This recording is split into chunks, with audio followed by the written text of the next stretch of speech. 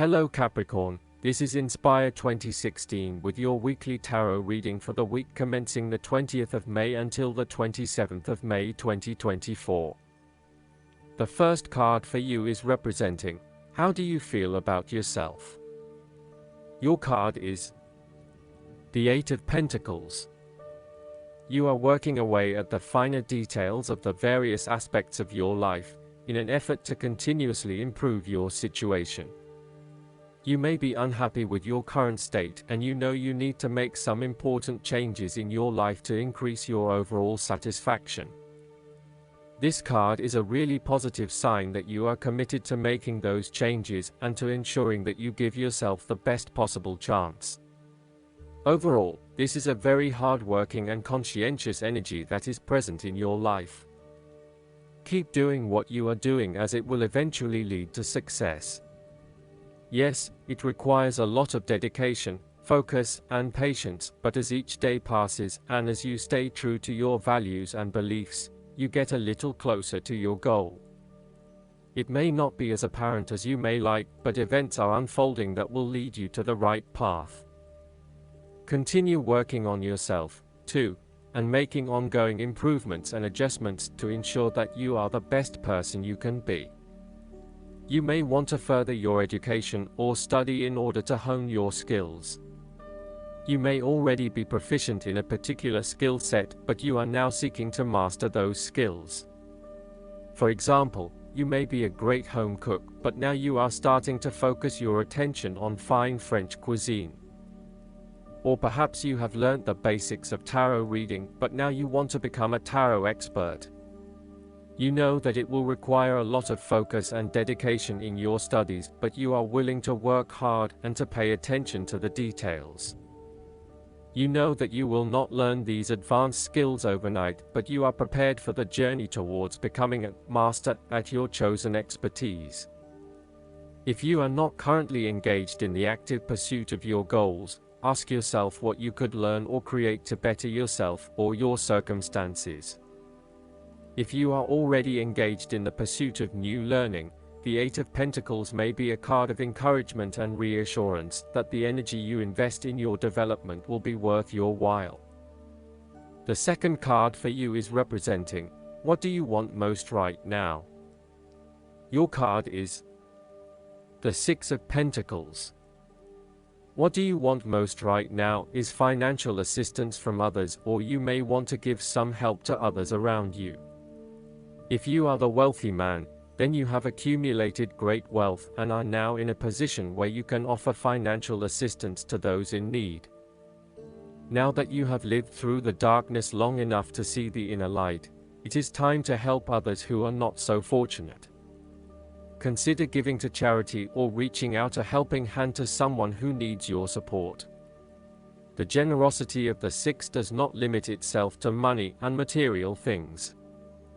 Giving of your time or your wisdom is often just as spiritually fulfilling as giving away money or gifts, and the intangible gift of your presence is received just as well, if not better. You may also be inclined to make a loan to someone, on the premise that they will eventually pay you back once they are back on their feet. This is a loan built on trust and good faith, knowing that if you give something away, it will come back to you. Remember, though, that this is more about a short-term fix and not a sustainable solution towards self-sufficiency. So, think about how you can financially support your family or friends in a way that encourages them to stand on their own 2 feet eventually. If you are the beggars in the Six of Pentacles, then you may be the recipient of someone else's charitable activities. This will help you to get back on your feet and to eventually repay the charitable organization or individual, either with your time or your restored wealth. You will also need to identify ways in which you can become more self-sufficient in the long run. The risk of accepting charity is that you become dependent on it and cannot look after yourself. Be mindful that you are not becoming submissive or noticeably desperate as a result of the charity that someone else is providing you. The third card for you is representing your fears. Your card is the Eight of Swords. You are afraid and feeling trapped by your own thoughts and perspectives. The woman in this card is blindfolded and bound, trapping her into thinking that she has no way out. However, if only she could remove the blindfold and change her thinking, she would see that she does indeed have options. So, the Eight of Swords suggests that you need to look at a difficult situation from a new angle. Draw upon your intellectual self and your emotional self to determine the best path forward, one that avoids any possible victimization or restriction. You have come through a difficult time and you are becoming more open to change and self-acceptance. You have been able to reflect on what did and did not work in the past and have changed your perspective and approach. You acknowledge that you do indeed have options, and you are refusing to play the role of the victim, taking greater accountability for where you are in life. The Eight of Swords indicates that you need to free yourself from some of the limiting factors of your past. You have some skeletons in the closet that need clearing out. Allow yourself to let go of old patterns of behavior and belief systems that have previously held you back. The fourth card for you is representing what is going for you. Your card is the Ace of Cups. There is a new beginning of love, happiness, and compassion. It can indicate the start of a new relationship, be it a friendship or a romance. This is one of those relationships where you feel happy and you are so pleased to have met someone with whom you can share a special connection. The water in the card reflects the flow of emotion, and thus the Ace of Cups suggests that positive emotion and energy will be created between two people in a way that leaves you feeling good about yourself and life in general. You need to experience the feeling of new love or of giving and receiving unconditional love. Give and accept love on a new level and open your heart to what is around you. Your loving ways will magnetize love to you. This card often means that love is the essence of the situation. It may or may not be romantic love. Look for ways in which you can begin to connect with others.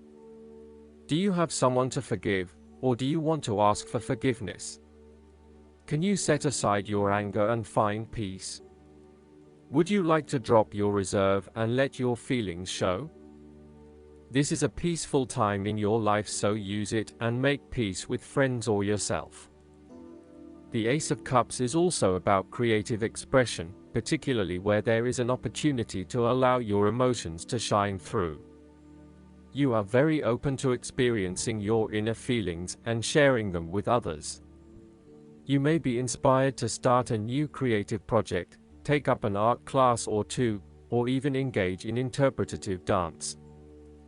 You are at that point in your life where you feel comfortable with who you are and what you feel, and you are not afraid to express that part of yourself to others. You see new potential in allowing your creative juices to flow, and as such, you are open to new possibilities and stimulating your imagination to allow your talent to unfold. The fifth card for you is representing what is going against you. Your card is the Nine of Swords. You are full of fear, worry, anxiety, and not being able to sleep because your thoughts are running at 100 miles an hour. You are working yourself up and becoming incredibly stressed and anxious when, really, this does not have to be a complicated issue. You have a tendency to get very worked up about how bad a situation appears, losing sight of what it is really happening and what opportunities are available to you. What is needed here is for you to stop and objectively examine the reality of the situation. Bring yourself back to earth by uncovering your fears and anxieties and working to reduce the impact of those fears and anxieties on your life. Know that it is going to be okay, no matter what. Overall, your worry and despair may actually be causing you harm. The more you worry about something, the more likely it is you will manifest your worst nightmares. Do not let this nightmare become your reality.